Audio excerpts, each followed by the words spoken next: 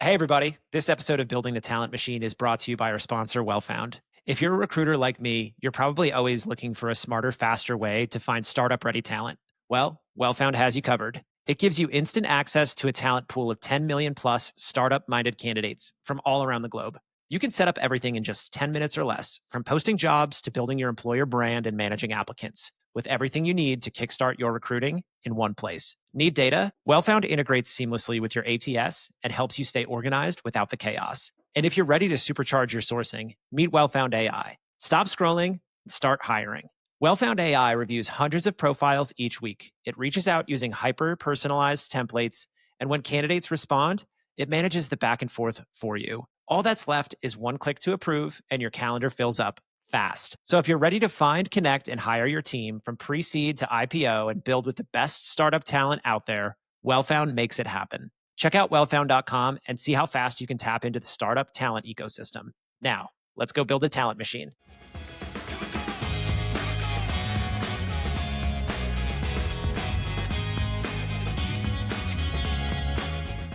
What's up, everybody? You're tuned in today with Patrick Payne. Patrick is the founder of Pop Candy. He has built companies like StockX, Adidas, Vail Resorts, Amazon. What's up, Patrick? How are you? Hey, Brandon, thanks so much for having me on. I'm excited to be a part of the talent machine and let's have a great chat. Should be fun. Oh, man, let's go. Let's go. I love the blue Pop Candy hoodie. Let's start there. Where are you based? What are you working on? Yeah, thanks.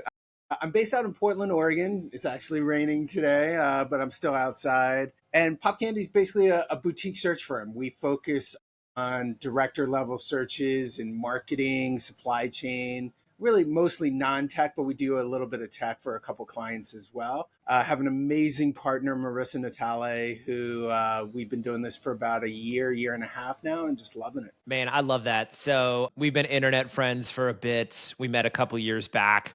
I think when you were around the time building StockX, but Yeah. like you've worked with these amazing companies and now you're out building your own software, you're doing this boutique search firm. Like, man, I'm excited for you as a friend, but when you think about your career, like how did you get to this point? I mean, we only got a little bit of time, Brandon. I could go on this for forever, but basically after college, I actually moved where you are. I moved out of Colorado and I was a ski bum for a couple years. I moved up to Breckenridge and lived up there for a couple seasons and then moved to San Francisco during the dot-com boom to age myself a little bit and kind of had one of those epiphany moments where it was like, what do I want to do? Right? Like, do I want to keep, I was cooking at the time. So do I want to go cooking? And like so many recruiters kind of fell into it and really found my passion, right? Like this idea of helping others, serving others, finding others, helping others find their passions. That's something I just, moth to a flame, just hit me perfectly and just been doing it ever since. 25 years later, in-house mostly for companies that, like you mentioned, some big ones, but also some small ones. And most recently doing the entrepreneur track, trying it myself and having some fun doing that. Love that, man. I think like recruiting is a process first, job title second, and it is rooted in service. I think like we talk a lot about like white glove service with hiring managers, but I think more about like how do we become strategic advisors and consult with our hiring managers while delivering these awesome experiences for candidates. Like the best compliment I get as a recruiter is when a candidate jumps on the phone and they're like, "Oh my God, you're exactly how I pictured you to be," or like, "You're exactly like you are online." To me, that's the best compliment. How do you think about creating really good candidate experiences that keep you motivated after 25 years? Because there's like a lot of ways to make a living if you started working in restaurants. Yeah. Tons of ways. I mean, but at the end of the day, I always think of candidates and, just like restaurants, like I want to treat somebody how I want to be treated at the end of the day, right? And for a candidate, especially now that I'm on the I guess agency side of things, there's this idea that agencies are just about the fee and placing people and, speed is the essence. It's not the way to go about it. At the end of the day, it's about building trust, as you mentioned, building relationships and finding the right match. That might take a little longer. Actually, I think I just did a post on that on LinkedIn talking about how, we have about a 90-day time to fill at Pop Candy. That's not the fastest out there. There are agencies pumping people out, emailing their list and doing it. It's not the way we operate. We want to find the right match between the candidate and the company. And sometimes that's going to take a little bit longer. Yeah, I think there's a lot that we can index on when it comes to great recruiting process. But if you break it down fundamentally, we have three variables: time, quality, and cost. I tell hiring managers they can pick two. I did not come up with this. It's something that like a bunch of recruiters and tech startup folks talk about. But yeah, I think like sometimes you got to give and take around that time. And like, does it really matter if you're building your process around like an arbitrary industry benchmark, or are you committed to a great post hire outcome that is going to be aligned with a candidate's motivations? And I don't think we index enough on candidate motivations. We have this like art and science talk track about hiring, and people love to overcomplicate hiring with the science of it. But ultimately, that lacks the biggest piece, which is unlocking a candidate's motivations. And there's no real way to do that other than like have a conversation, build rapport and trust, and develop a relationship. Yeah, and to that point, I mean, if you think of the triangle of candidate, recruiter, hiring manager, right? Like all three of those need to have their voices heard in the process of making a great match, or hiring manager company, whatever you want to put over there. And so the candidate experience is forefront, because ultimately if the candidate isn't a match for the hiring manager, that relationship's going to break, and the recruiter ultimately is going to scramble, have to redo a search, whatever. And so all three of those have to work really well together. And you're 100% right. Sometimes speed is important. And, let's think a lower level job, maybe where it might be a turn and burn situation. That's not the best thing for the candidate, though, but it might be the best for the company. And for the recruiter, it's important to understand what those factors are. Let's zoom out. Yeah. Recruiting should be fun. There are a lot of ways to make a living. Like I do this because it's fun. It's Yeah. storytelling. I get to like be on the internet for a few hours a day. I get to talk to people for a few hours a day. Like it works for me physiologically. And I've had a ton of jobs, including like driving a forklift and running a saw in a lumber yard, working in restaurants. I've done all these like What was your physical labor. craziest job you've ever had? This job. This is an interesting question. I've had a lot of different jobs. I think like the craziest job it was driving a forklift. I worked in an outdoor lumber yard in upstate New York. It was my first full-time job outside of school. So I graduated barely with a degree in English as a first language. And this was the Great Recession. And so I was out there like rolling around in my Carhartt jumpsuit with my Stanley thermos, sitting in a little warming hut, running a saw. Surprisingly, I have all 10 fingers still somehow. But yeah, man, I think like that job taught me a lot about work ethic, like making it through that winter. Like I still have the nerve damage in my toes now that I'm like recruiting and working from the house in slippers. I have a lot of great gratitude for the people and the recruiters that have given me an opportunity and saw something in me that I didn't even know I had in myself. So I think that's probably my craziest job. What about you? Working in Phoenix, Arizona, making Metamucil at the Metamucil factory. It was literally Laverne and Shirley. I'd sit there for 6 hours a day during my shift and watch Metamucil bottles walk by. And if the cap was off, I'd pull it off the line.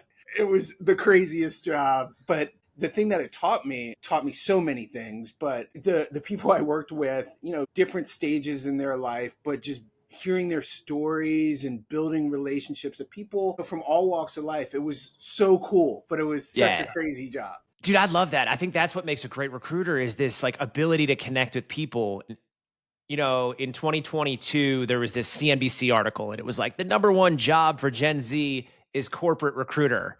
And I bet that's changed a lot since we all got laid off. But man, I just don't think recruiting is a young person's game. And it's moving more towards this like strategic, niched down, potentially boutique agencies, external recruiting.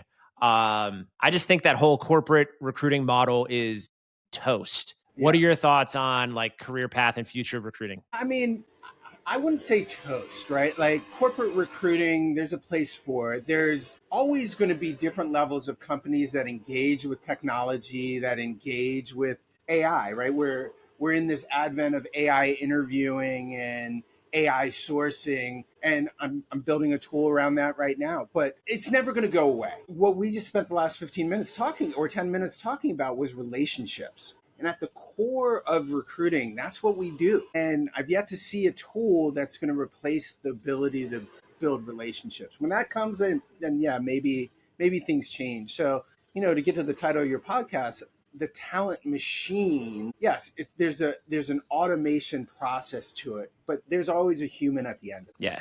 And we talk a lot about human in the loop. Maybe recruiters, as we know them, will be lucky enough to be that human in the loop. But ultimately, I don't think we're going to see this massive displacement in the majority of recruiters as a job title until we see candidate and consumer level AI. Right now, people still have an iPhone and Siri sucks. Until people no longer scroll, we're not going to have like B2B software replacing people entirely because candidate behavior drives HR tech innovation. So I think building the talent machine is a fun name, and I want to hear how you did it. So let's break it down. Sure. I'm a sneakerhead.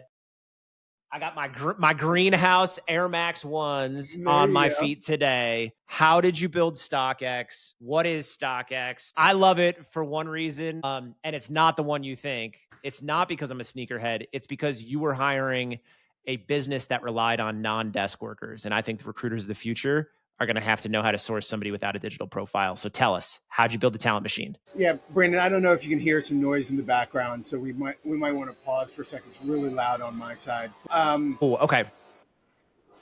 Yeah, but I'll keep on going. First of all, I didn't build StockX. I want to be very, very clear about that. The company was, when I came in 2021, StockX was thriving. They were 750 people. And to give you an idea what StockX is, it's basically a two-sided marketplace matching buyers and sellers for in-demand goods. Sneakers is their primary product, but collectibles, a whole bunch of different things on their website. Labubus now are a big thing, and great data coming from StockX. But their amazing team already in place. I was brought in from Adidas, where I was leading TA in North America, to come in and bring some of that, I guess, rigor that we had into a startup environment.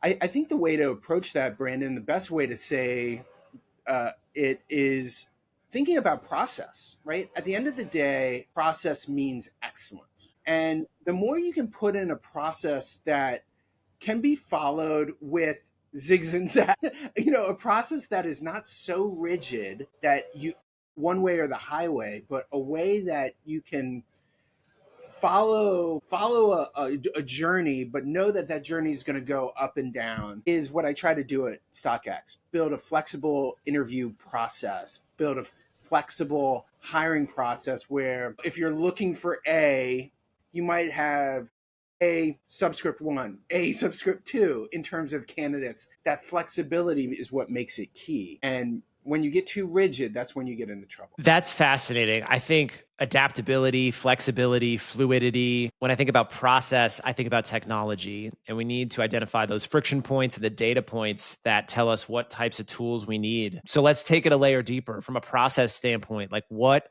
were you guys using to attract talent and process applications? Was it the same for corporate jobs as it was for like warehouse jobs where you're hiring those hourly workers? Not same technologies in terms of ATS. I'm not going to expose what StockX uses, but they use a very popular ATS now, which is flexible, right? That modern ATSs can work for high volume as they can for tech, as they can for ops and corporate. But the process that we went about hiring in terms of the number of interviews that you would do for a high volume compared to a VP, completely different. The way you would attract talents through use of video or online advertisements different. And it's how we started this again, engaging with the candidates where they are. That's how we approach things at StockX. Everybody has different needs, so we created personas on how we would go about recruiting. Awesome. I love that idea of persona based hiring. It allows you to think like a researcher, to map the market. You can almost go out and create pipelines for candidates based against a talent persona when you may not even have open headcount, or there might already be headcount in seat, but you're mitigating churn risk or having a contingency plan. How's that tied into how you're thinking about pop candy? The idea of reacting to a hire, I think, is going the way of the dodo. This idea of posting when you have an opening, praying that you get the candidate, or even sourcing when you have that opening to find it, that is outdated. Technology has moved us to be way more responsive and engage with talent differently. There's so many tools out there: Juicebox, Hero Hunt, Tapflow. All of these different things allow us to go out and engage with candidates in a more responsive way. And so when I use words like reactive, responsive, what I'm really getting at is this idea of proactive or always on recruiting, something that we believe strongly at here at Pop Candy, which is building connections with the talent that's there before companies need it. And so when a company says, "Hey, Patrick, I'm looking for a VP of brand," not only do I have a list of people that I've built relationships with, but that instead of saying I'm looking for a VP of brand now, I'm engaging with that company and saying, "Hey, you might be looking for that VP of brand 3 months, 6 months from now. Let's start that search now before you even need it." And so when you do need it, it's always on. We're turning the switch much faster. Awesome. What's in a name? Pop candy is fun. Yeah, Why'd you pick that? because I didn't want to be an unfun recruiter. The idea of Payne and Payne Associates or Jeff and Payne is not who I am. It's not how I recruit. It's not how I want to engage with candidates. So Pop Candy, when we started the company, it was about helping job seekers on their journey to finding their positions. And so helping candidates pop is what Pop Candy was all about. But we flipped it when we turned Pop Candy into a boutique search firm. So it's helping companies find candidates that pop. And again, play on words, pop rocks. I'm a child of the these and pop rocks and things like that. So play on words. You are a fun guy, man. Like, I think there are a handful of TA leaders that I've learned from, that I've met, and like, I just want to like publicly shout you out, man. Like, is a short list of people that if somebody told me to jump, I would jump, like physically, and then also like there are just a few people in this industry that I would walk into fire for, and you're one of them, man. Like, I love that you're building this thing now. I love what you've shown me. But there's something about this idea of candidates popping, and it goes back to even your experience of working at Adidas and then going to StockX. Both have that tie around sneakers. What are your thoughts on candidate market fit?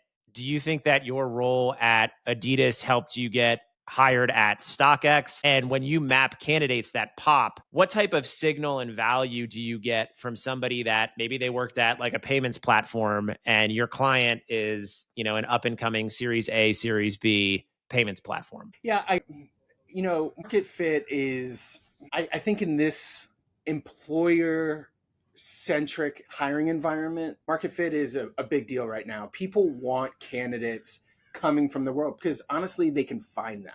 It's not like the 2021, 2022 days where it was an employee market and companies were like, "Come one, come all. I'll teach the people how to do this job." I'm more of that environment.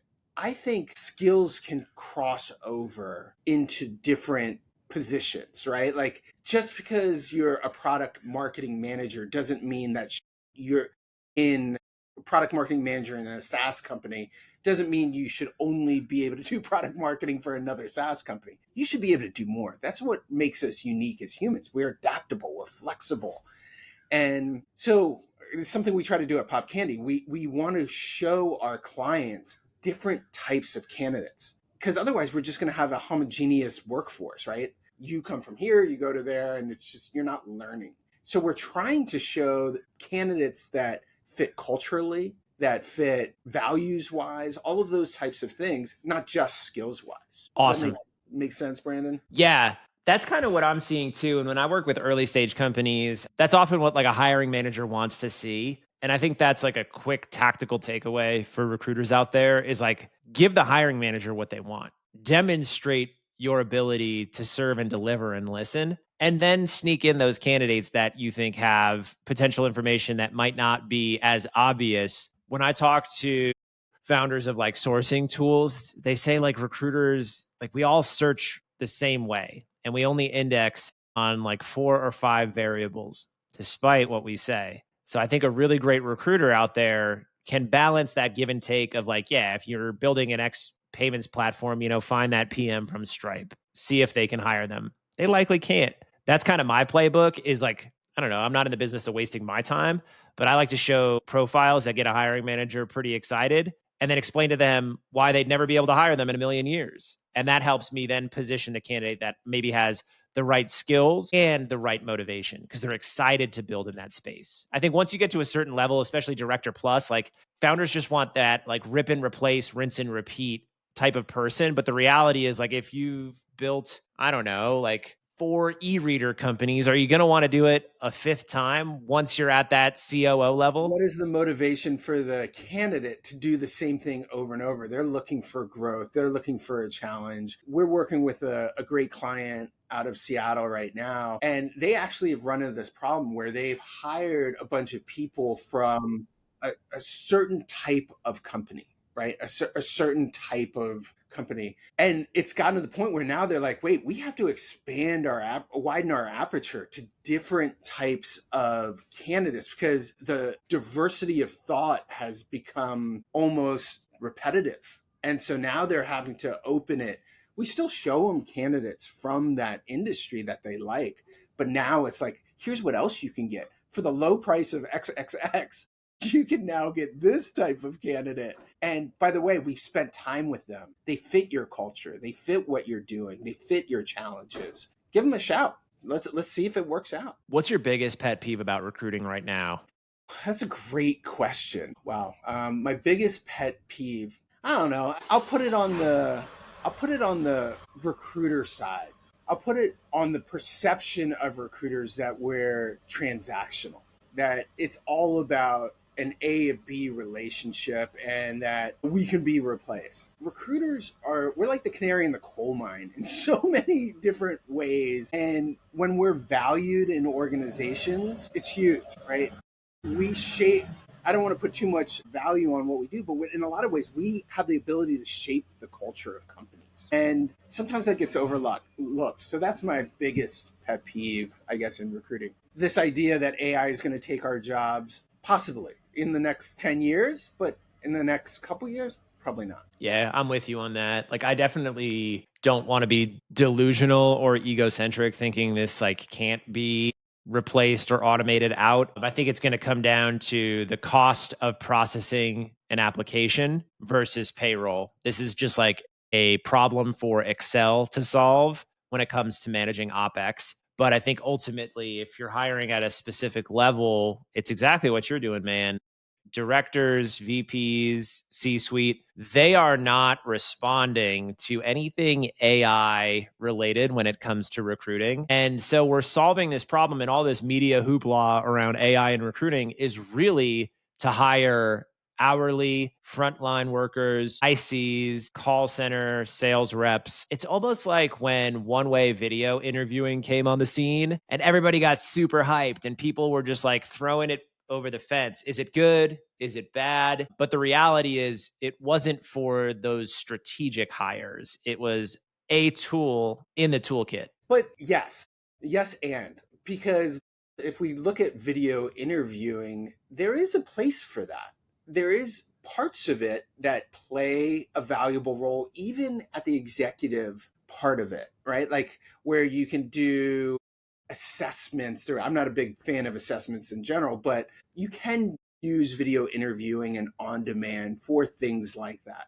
But you're right. This fear was like, oh my God, VPs are going to have to do on demand video interviews to get jobs, and that just never materialized in the way that it happened.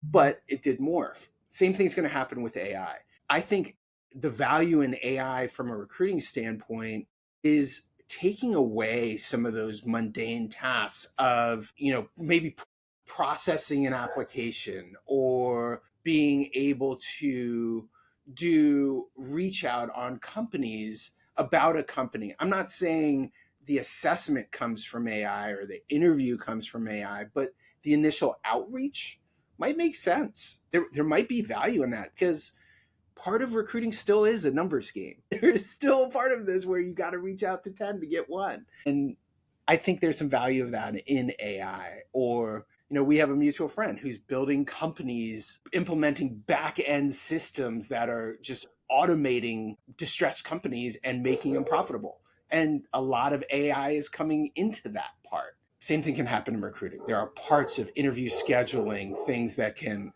definitely speed up. That's where I think we need some sort of consumer tech at the device level from a hardware perspective that changes the way we interact. Because let's be honest, if I were recruiting you, Patrick, into a role, like if you had some sort of like AI workflow and we were able to connect, that would make sense. And when I think about the comparison to video, like those platforms that did video interviewing, like they didn't have a monopoly on video. And like there are ways to leverage video. I remember the first time I sent a candidate like a video over SMS where it was just congratulating them on an offer and they signed it. And I was like, oh, I'm back to back, but I have 30 seconds to record a video. Let me just do this instead of sending an email. And they loved it. And I was like, why don't I do this all the time? Like, let me create bespoke experiences for candidates. No, I'm not saying go out there and spam 2,000 applicants with personalized videos over SMS. There's compliance and, regulation to take into consideration. But when we think about using tools, like we can't compartmentalize the technology under the hood of the vendor. There are ways to build and to do this. And that's where I'm excited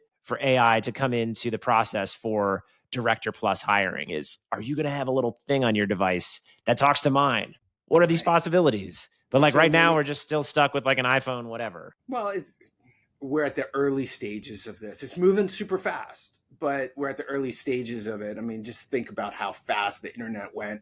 And we were thinking about, what Amazon was founded in 1994. Look where it is today. And it's taken a long time, but they've just morphed. AI is accelerating all of that speed. And we're just going to see so much innovation, but we still got a ways to. Patrick, what's one recruiting metric that you stand by and why? So I'm going to catch a lot of S word for this. I'm a huge believer in time to fill. And people are going to be like, wait, what? Time to fill? Doesn't that just mean you're throwing, over the wall? Time to fill is a metric that is, again, a canary in the coal mine. If you are, let's take an industry average of 60 days, and you're looking at your pipeline and you're seeing that your hires constantly over 60 days. That is a data point that will allow you to peel back that onion and see, is it the sourcing problem? Is it the interview process? Is it your hiring manager? And then you dive deep and fix the process, not the person, the process. And it's such a rudimentary metric, time to fill. It's easy to track, right? Like, when did you open the rec? When did you fill the rec? Super quality of hire is so subjective, right? Like, what does that mean? Is it 20 days in, whatever? Time to fill? I love it. I'm gonna go to my grave saying I like time to fill. I don't know why, but it's great. Bro, I'm with you because I'm a hustler. I just love to sell. I love to move fast. I love to deliver value. And that's constantly what the business needs. That's what our stakeholders expect. Like you can, slam your head against a wall, telling yourself and telling other people and telling other recruiters that time to fill doesn't matter. But there are a lot of pathways to why it matters, especially in early stage companies, because it impacts so many growth milestones. And if you're just sitting on candidates or you've got recs that are open and holistically it's an inflated time to fill, well, that's a symptom that can then identify a problem for growth when it comes to product development, what's on the roadmap, how the company is going to become successful. Now, does time to fill have less of an impact for multinational corporations where that next hire like doesn't make or break the company? No. But I think in our world, that allows me to wake up and stand up straight and hustle. And that's how I want work to feel. I think Yeah. we have this conception that work should be easy. I don't subscribe to that. I like doing hard things. That's why I'm an endurance athlete. Like, I like the fact that recruiting and sourcing is time boxed and that I've got to hustle and that it's not easy with a guarantee on the other end of it. I mean, it's one of the things I appreciate about you, Brandon, all the different things that you do tied back to recruiting, but you're always hustling. You're always moving to the next opportunity, doing everything well, whether it's your content creation or now your recruiting efforts. It's to serve the client, whatever the client is, to serve it. And I appreciate that. Well, thank you. Thank you. I think it comes down to just choosing like what you want to do and following your instinct and trust and having experiences that have forged us to who we are. And I'm grateful for the opportunities that I've had in the last 10 years in recruiting and marketing and operations, building companies, being a part of large organizations, giving a lot of opportunities early in my career where I was just doing projects and I had no idea that like other recruiters and other companies didn't get those at bats. And I think you're the same way. The way young recruiters can be successful, this is the advice portion, is do the shit that other people don't want to do. And Raise be your willing hand. to raise your hand to say, "Oh, I'll do that," or "Do you need help?" Right? It's so often when I used to be leading TA organizations, I'd look for those people not only who would raise their hand, but who would ask others, just like, "Hey, how can I help? How can I learn?" And that's huge. Those are the people who are going to grow, rather than the people who are like, "I'm just going to stay in my box over here." And I think that's why you and I get along so well. Like, we have this, not to toot our horns, but we have this entrepreneurial bend, which is about entrepreneurship. In my book, is about learning and failing, right? And you Mm. learn from your failures. And God, to be a young recruiter now and know what I know now, it would be amazing. I mean, I, I all the mistakes I made of not taking those opportunities, where now I look for them. Yeah, and I'm grateful for those misses too. Like there have been times where I'm like, in the last couple years, going out on my own, like that's scary. But there's a weird paradox where you almost diversify risk by going out on your own and having the opportunity to like go and hustle and sell yourself. And the learning experiences of knowing like what types of clients to say yes to, or picking up on some of the behaviors that pattern match to previous clients to identify if you're going to be successful on a search or not, and knowing what to say no to. I think being able to understand what are the signals to say no so that you can focus your time on dedicating yourself to building the machine that you're building, that you believe so passionately in. Because that entrepreneurship is going to be revealed with candidates. You can't fake this. When you talk to a candidate and you're so excited about what you're building, they pick up on it. And that's how you differentiate yourself from the other 100, 10,000 recruiters that are in their inbox over the course of their lifetime. And I say 10,000 because that's quickly where we're headed. All of this sourcing stuff is headed towards email deliverability and spam cannons. Yeah, I mean, we get it all the time. I'm sure you get it. I get lead generation spam, like 50 of those a day for Pop Candy. To your point earlier, I just delete them now, and that's not where we want to get to recruiting. We want to get there where that relationship still matters at the end of the day. And there's, you used a word a little bit ago about passion, right? And since we're still in the advice portion of this podcast, passion, I think, is why most of us are in this field. Yeah, money's great, all those things. There's opportunities to build a career, but it's about passion. And if you can find why you're passionate to be in recruiting, in whether it's in-house or agency, whatever, you're going to go a long way and you're going to do great things. But if you're in it for the transaction, then you're going to, again, be what all those people online are saying about recruiters who ghost and all of that. Recruiters, any good recruiter I know doesn't ghost people. Yeah, they might get busy, they might mess up, they might not be organized, but it's not an intentional. Yeah, and that's something that I like to chime in on too. I've had this experience happen where, and I'm sure you have, where like a candidate will try to cook you online. And like I've commented or posted on ghosting a couple of times. And I've had people be like, "Oh, dude, you ghosted me." And it's like, "I'll go back." Like recruiters have a long memory. Like Yeah, we're the department that has the memory. This is HR after all. So it's like if you call me out publicly online, like I'm gonna go back and see where I messed up, man. yeah, And like sometimes it's true and sometimes it's not. And like somebody tried to cook me online for like ghosting them for whatever. And it brought me to this question of like, what is ghosting? It doesn't have a universal definition. Like yeah. if you hit my inbox with like a cold email and I don't respond, like I'm not ghosting you. Like That's we have not no good. rapport.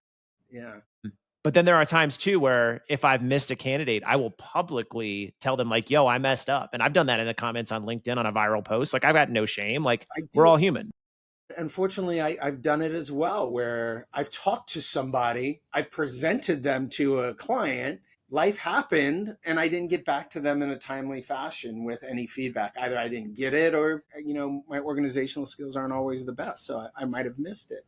And that's not ghosting. That's a mistake, and I apologize for those mistakes. But those things happen, and again, the idea is the candidate experience is something recruiters should care about and be passionate about at the end of the day. Yep, 100%. And I don't know about you, but a lot of the recruiting I keep up here, and we come up with these like little tricks. An example would be like, oh man, here's a recruiter confessional. No recruiter, actually, I should say, every recruiter, whenever they get a celebrity name as a candidate, immediately goes and texts their recruiter friends, I got a so and so today. And I'm going to dox you here, my friends. I've got a rolling list of all the Casey Jones that have ever applied to my Rex. Got it. Yeah, I've run across a couple of Theas there where it's good. Maybe a Bertha here or there. Had a couple where I would send those resumes to friends. For those of you guys who don't know what we're talking about, you can just Google those and you'll see that Brandon and I have a common musical band that we're fans of. So Patrick, without love in the dream, it'll never come true. I am rooting for you so hard with Pop Candy. I'm really excited for you and where you're headed. But what's one piece of advice you have for recruiters, maybe to go back to work on Monday? Maybe they're ahead of talent stepping into a first role and they need to fix some stuff. What would you do? do it. It's simple as that. Like whatever you're thinking, try it. Talk to people. Give it a go. Because you never know where that might lead. It might not be the end goal that you end up with, but try something. And, have a plan, think about the risks involved, but try it. And don't paralysis through analysis, right? Like let's move on from that. Recruiters, as you talked about, we're about action. We're about helping and serving others. So if you're a leader out there building an organization, try things and you might fail, but that's okay. It's so true. How can people stay up to date with where you are, what you're building? How can they learn more about Pop Candy? What's the best advice there? Awesome. Yeah, we have two main channels. Our website, popcandy.com, that is the main place where you can learn about Pop Candy. Soon to have a popcandy.ai part to it in the next month or so, but hopefully I can come back on and we can do a demo of that when we get there. And then obviously our LinkedIn page. We're not across all social. LinkedIn is our main place. Marissa and I both post quite regularly, and then Pop Candy's page as well. So come find us there, and you can always reach out to me at patrick@popcandy.com. It's amazing. Patrick, thanks for coming on the show. Thanks for telling us how you built the talent machine. And thank you for all the kindness you've shown me over the years. Awesome, Brandon. Thanks so much for having me.